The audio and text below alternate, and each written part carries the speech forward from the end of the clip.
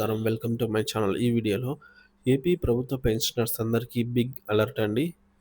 ప్రతి ఒక్కరూ తప్పక తెలుసుకోవాల్సిన విషయాలు ఉన్నాయి. అదేంటనే పూర్తి వివరాలు వీడియోలో తెలుసుకుందాము. వీడియో అయితే ఎక్కడే గానీ స్కిప్ చేయకుండా ఎండ్ వరకు చూసేయండి. అప్పుడే ఇన్ఫర్మేషన్ పూర్తిగా అర్థమవుతుంది.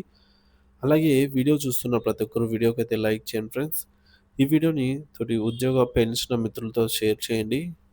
కొత్తగా మన ఛానల్‌ని చూస్తున్నవారు ఇంకా ఎవరైనా సబ్స్క్రైబ్ చేసుకోనట్లయితే వెంటనే మన ఛానల్ అయితే సబ్స్క్రైబ్ చేసుకోండి.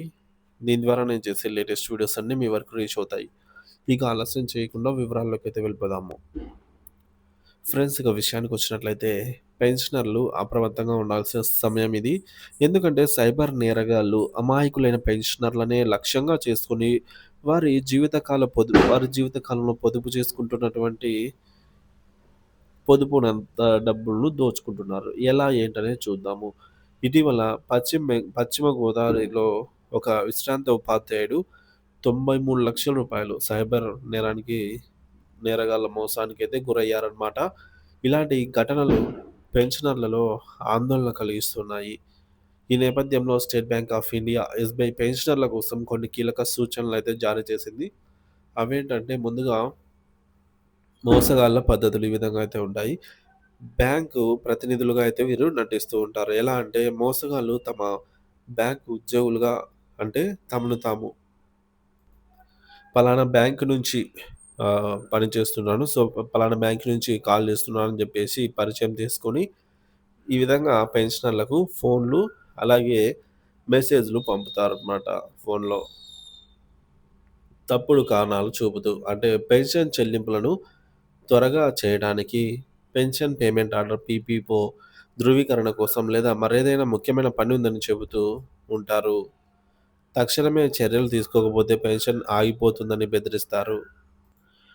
ఇక ఇలా వారి మాటలను గనుక నమ్మినట్లయితే మీ ఖాతాకు సంబంధించిన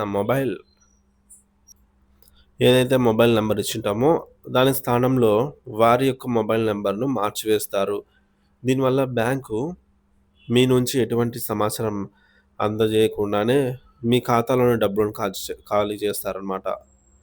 సో, తెలియని మూలాల నుంచి వచ్చే లింకులను గానీ, లేదా క్లిక్ చేయమని గానీ పెన్షనర్లను ప్రోత్సహిస్తారు. ఇలాంటి లింకుల ద్వారా యూజర్ నేమ్, పాస్వర్డ్ వంటి సున్నితమైన సమాచారాన్ని మనం ఎంటర్ చేసిన వెంటనే వారు తస్కరిస్తారనమాట.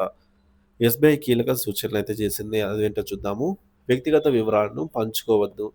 ఎస్‌బీఐ ఎట్టి పరిస్థితుల్లోనూ పెన్షనర్లకు లేదా ఉద్యోగులకు ఫోన్లు చేసి వారి వ్యక్తిగత వివరాలను, ముఖ్యంగా ఓటీపీ, ఏటీఎం పిన్, అకౌంట్ వివరాలు వంటివి అడగదు. ఒకవేళ ఎవరైనా అడిగితే అది మోసమని గుర్తించండి. బ్యాంకు అడిగే ఏకైక వివరాలు మీ పేరు మాత్రమే. కన్ఫర్మేషన్ కోసం నేను మాట్లాడుతుంది పలానా వ్యక్తితోనే కదా అని పేరు మాత్రమే అడగవచ్చు. తెలియని మూలాల నుంచి అంటే డిఫరెంట్ సోర్సెస్ నుంచి సోషల్ మీడియాలో గానీ, వాట్సాప్ మెసేజ్‌ల ద్వారా గానీ వచ్చినటువంటి ఏ లింక్ పైన క్లిక్ చేయవద్దు. సో, ఇవి ఫిషింగ్ దాడులకు మార్గం తెరవగలవు. User name, password, OTP, ATM PIN రహస్యంగా అయితే ఉంచండి ఎప్పటికీ. అది ఎవరికీ చెప్పకూడదనమాట. కేవలం మనం తప్ప. అవి కనీసం బ్యాంక్ వాళ్ళు అడిగినా ఎవరడిగినా చెప్పవద్దు. ఈ వివరాలను ఎవ్వరితో పంచుకోవద్దు. అది ఎంత నమ్మకం వ్యక్తి అయినా సరే చెప్పాల్సిన అవసరం లేదు. ఇక ఎస్ఎంఎస్ అలర్ట్‌పై మాత్రమే ఆధారపడండి. బ్యాంకు కేవలం లావాదేవీలకు సంబంధించి ఎస్ఎంఎస్ అలర్ట్‌లను మాత్రమే పంపుతుంది. వాటిని మాత్రమే నమ్మండి. అనుమానం వస్తే సంప్రదించండి. మీకేమైనా అనుమానం వస్తే వెంటనే మీ సమీపంలోని ఎస్‌బీఐ శాఖను లేదా ఎస్‌బీఐ కస్టమర్ కేర్ కేంద్రాన్ని టోల్ ఫ్రీ నంబర్ ఇక్కడ స్క్రీన్ పైన అయితే చూడొచ్చు. సో, ఈ నంబర్‌కు కాంటాక్ట్ అవ్వండి. సైబర్ నేరాల గురించి ఫిర్యాదు చేయాలనుకున్నట్లయితే national cyber crime portal cybercrime.gov.in సంప్రదించండి లేదా హెల్ప్ లైన్‌ను 1930 కాల్ చేయండి. పెన్షనర్లు తమ కష్టార్జితాన్ని కాపాడుకోవడానికి ఈ సూచనలను తప్పనిసరిగా పాటించాలి. సైబర్ నేరగాళ్ల వలలో పడకుండా జాగ్రత్తగా ఉండాలని ఎస్‌బీఐ కోరుతోంది. అప్రమత్తంగా ఉంటేనే మీ డబ్బనేది సురక్షితంగా ఉంటుంది. ఇదే ఫ్రెండ్స్ బ్యాంక్ నుంచి వచ్చినటువంటి అలర్ట్.